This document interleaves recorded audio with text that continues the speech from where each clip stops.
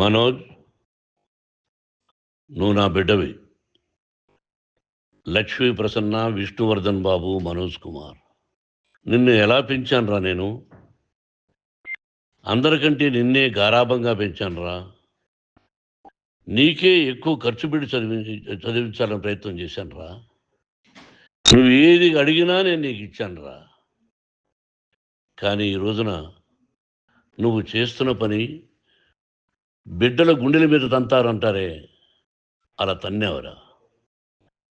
మనసు ఆవేదనతో కింగిపోతుందిరా. నేను మీ అమ్మ ఏడ్చుకుంటున్నావురా. జర్నలిజం ఉన్నది లేనిది, లేనిది ఉన్నట్టు రాస్తున్నారా. నువ్వు నన్ను కొట్టడం ఏంట్రా? నా బిడ్డ నన్ను తాకలా. ఇద్దరం ఘర్షణ పడ్డాం కొన్ని కారణాల వల్ల. ప్రతి ఫ్యామిలీలోనూ ఉంటాయిరా ఇవి. లేనివాడు ఎవరైనా ఉంటే ప్రపంచంలో ఒకరున్నారేమో, 1% ఉంటుందేమో. అటువంటి వాళ్ళ ఇంటికి వెళ్ళి కాళ్ళు గడిగి నిద్రపోసుకోవచ్చు. భారత భాగవత రామాయణాలు చూసావు కదరా. ఏమిటిది? మీ అమ్మ ఎంత కుమిలిపోతుంది ఈ రోజున హాస్పిటల్ చేరింది. నీ వల్ల హాస్పిటల్ చేరుతాను. చూడు మనోజ్, నీకన్నీ ఇచ్చిన ఈ రోజున నువ్వు నా గుండెల మీద తనడమే కాకుండా అపకీర్తి తీసుకొచ్చావు. ఏదేదో రాశావు, ఏదేదో చెప్తున్నావు. కొంతమంది జర్నలిస్టులు ఉన్నది లేనిది, లేనిది ఉన్నట్టు రాసే వాళ్ళ తత్వం వాళ్ళకి ఎందుకంటే టీఆర్పీ పెరగాలి. ఇది వాళ్ళ నైజం. మనం మార్చలేము. వాళ్ళందరి మీద మన కోర్టుకు వెళ్ళలేము. వాక్ స్వాతంత్రం అంటారు, ప్రజాస్వామ్యం అంటారు. ప్రజాస్వామ్యంలో కూడా కొన్ని హద్దులు ఉన్నాయి. ఇది నీకు తెలుసు అనుకున్నా. ఎంత మంచి నటుడివి నువ్వు. నీ భార్య మాటలు విని తాగుడుకు అలవాటు పడిపోయావు. వింటున్నావా మనోజ్? ఎవరిని నమ్మాలో ఎవరిని నమ్మకూడదో పరిస్థితి తీసుకొచ్చావు. విద్యాలయాలు ఎంత గొప్పవిరా. మనం 25% కులమతాలకు అతీతంగా ఫ్రీ ఎడ్యుకేషన్ ఇస్తున్నాంరా. క్యాస్ట్ అనేది తీసేసాను రా 92లో ప్రాస్పెక్ట్స్లో. నువ్వు చదువుకున్నావురా. అక్కడ చదువుకున్న బిడ్డలు ఐఏఎస్, ఐపీఎస్ అయ్యారా. ఎంతోమంది గొప్పవాళ్ళు అయ్యారా. నువ్వు నటుడుగా ఎంతో గొప్పవాడివి. తాగుడికి అలవాడబడి నువ్వు నీ భార్య ఇంట్లో బిహేవ్ చేస్తున్న విధానం ఆ భగవంతుడు సర్వేశ్వరుడు తెలుసు. భగవంతుడు చూస్తున్నాడు రా. నేను తప్పు చేసినా, నువ్వు తప్పు చేసినా, ఎవరు తప్పు చేసినా. ఎంత అవకాశం ఇచ్చావు మాట్లాడుకునేదానికి అందరికీ. ఇన్ని సంవత్సరాల్లో మన విద్యాలయాల్లో ఒక్క తల్లి కానీ ఒక తండ్రి కానీ ఏమైనా చెప్పారా? ఆ బిడ్డలు మన బిడ్డలు రా. మీరెంతో నాకు అక్కడ ఉన్నవాడు కూడా నా కూతుర్లు, నా కుమారులు. ఎంతమందికి ఫ్రీ ఎడ్యుకేషన్ ఇస్తున్నావు. వాడి దగ్గర ఏది ఆశించరా. నువ్వు ఎందుకు ఇలా తయారైపోయావు? ఎందుకు ఇంట్లో ఉండే పని వాళ్ళందరినీ కొడుతున్నావు? పనివాడు వాడు పని చేసుకోవడానికి మన ఇంటికి వచ్చాడు రా. ఆ పనివాడిని కొట్టడం చాలా మహాపాపంరా. నేను వేరురా. నేను దండించడం వేరురా. నేను ఎవరిని ఆ చిన్న వాళ్ళని కొట్టి ఇచ్చేసి చేయలేదురా. సినిమా ఇండస్ట్రీలో మోహన్ బాబు కొడతాడు, తిడతాడు అంటే అది షూటింగ్లో జరిగి ఉండొచ్చేమో. కానీ ఇంట్లో ఉండి 10 సంవత్సరాల నుంచి 20 సంవత్సరాల నుంచి పనివాళ్ళు ఉన్నారు. నేను ఇంట్లో లేని సమయంలో వాళ్ళందరినీ కొట్టి వాళ్ళ ఫోన్ లాక్కొని ఒకడైతే చచ్చిపోవాలి. వాడు పోలీస్ కంప్లైంట్ ఇచ్చి ఉండొచ్చు. నేను వద్దు అని వాడిని బతిమాలాడు. పోలీస్ కంప్లైంట్ కూడా ఇవ్వలా. ఇంకైనా నువ్వు నీ భార్య మారి బయట ఉండండి రా అన్నాను నేను. లేదు డాడీ, తప్పు చేయలేని ఒకసారి వచ్చావు, మళ్ళీ తప్పు చేశావు, మళ్ళీ వెళ్ళావు, మళ్ళీ ఈసారి తప్పు చేయనన్నావు. ఏమండి వీడు తప్పు చేయడం అని మీ అమ్మ చెప్పింది. ఇంట్లో పెట్టుకున్నా. మళ్ళీ నువ్వు చేస్తున్నది, ప్రతిరోజు నువ్వు తాగుతున్న విధానం నీకే తెలుసు. ఇది ప్రజలు నమ్ముతారా లేదా అనవసరం నాకు. నేను నీకు చెప్తున్నా, ఇంతటితో ఫుల్ స్టాప్ పెట్టాలి.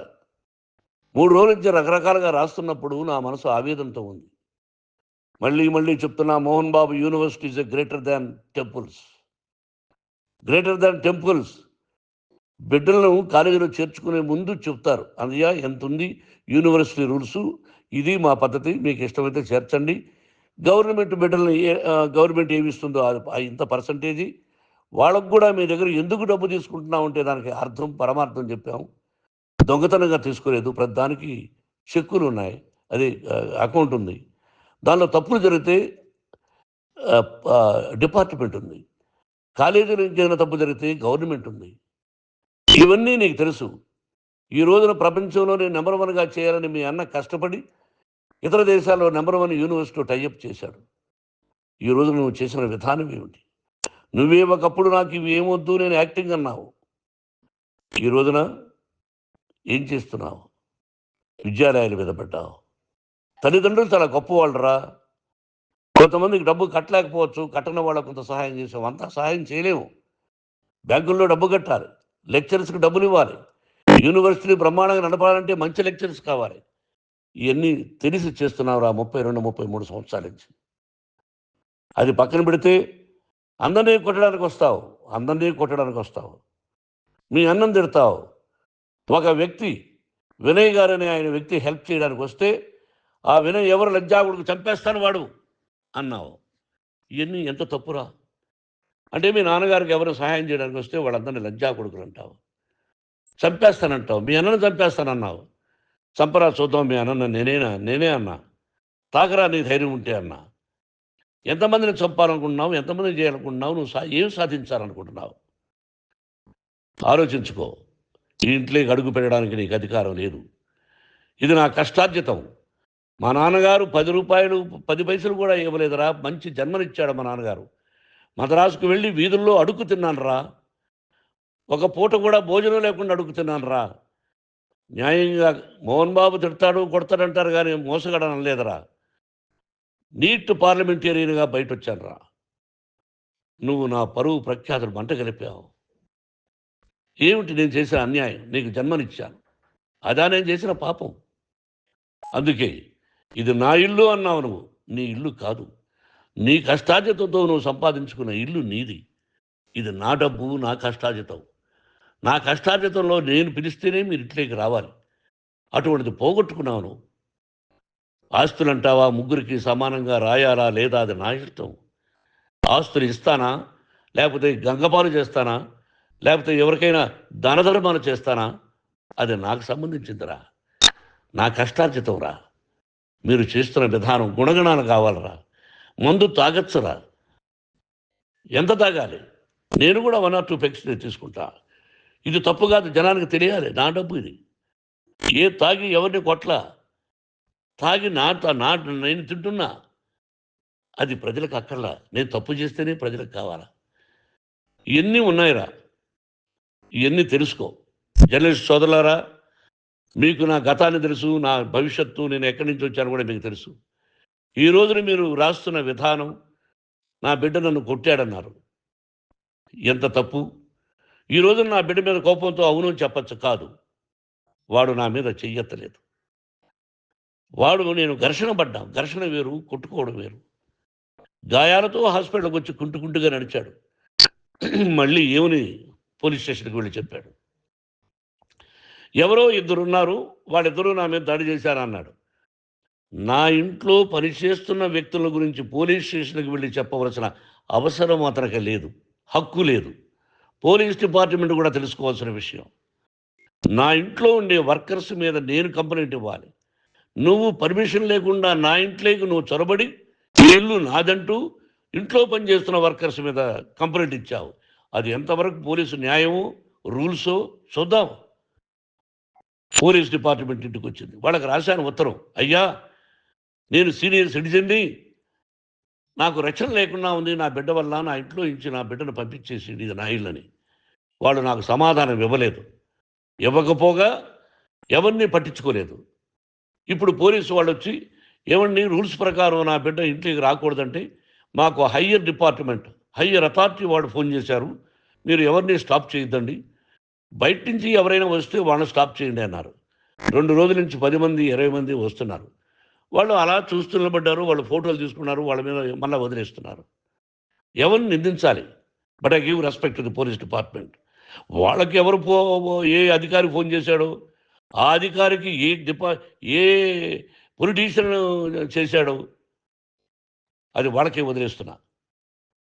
కాబట్టి వాళ్ళు పోలీస్ కంప్లైంట్ ఇచ్చినా కూడా మేము సంబంధం లేదని అంటున్నారు. కాబట్టి నేను నా బిడ్డను నిన్ను నాపు చేస్తున్నా. నువ్వు ఇంట్లోకి వచ్చే అధికారం నీకు లేదు. నువ్వు వచ్చి నీ బిడ్డను తీసుకెళ్ళు. సంతోషం. నువ్వు రాలేదు, నీ బిడ్డను జాగ్రత్తగానే చూసుకుంటావు. Take care your daughter, that's all. మీ అమ్మ హాస్పిటల్లో అడ్మిట్ అయింది. రేపో ఎల్లుండో మీ అమ్మను పిలిపించి బాగైన తర్వాత ఇదిగో నువ్వు నీ కొడుకు బిడ్డను తీసుకెళ్ళి వాడికి అప్పచెప్పని చెప్తాను పోలీసు వాళ్ళ ఆధ్వర్యంలో. ఇది 100% జర్నలిస్టు సోదరులారా, పులి స్టాప్ పెట్టండి. మీకు కుటుంబాలు ఉన్నాయి, మీ యజమానులకు కుటుంబాలు ఉన్నాయి. మీ కుటుంబాల విషయాలు, మీ యజమానుల కుటుంబాల విషయాలు మేము ఎవరు జోక్యం కలుగు చేసుకోరా. మేము నటీనటులం. మాది తప్పుంటే నటుడుగా నన్ను ఫెయిల్యూర్ అని రాయండి, నా నటన బాగలేకపోతే రాయండి. బట్ ఇంటి లోపల సందులో నుంచి చూస్తూ తప్పు చేస్తున్నామని ఉన్నది లేనిది ఉన్నట్టు రాయకండి. మీకు నా హృదయపూర్వక నమస్కారాలు. ఇన్ని రోజులు హృదయపూర్వకంగా ఎంకరేజ్మెంట్ చేశారు. ఆ ఎంకరేజ్మెంట్కు నమస్కారం చేసుకుంటూ I love you all. I love you police department. మీరు న్యాయంగా ధర్మంగా నడుచుకోండి, ఎవరికి తొత్తుల్లాగా ఉండొద్దండి అని మనవి చేసుకుంటూ నేను సెలవు తీసుకుంటాను. Thank you very much for all the journalist. ఇక్కడ పులి స్టాప్ పెట్టండి, పులి స్టాప్ పెట్టండి. Thank you very much.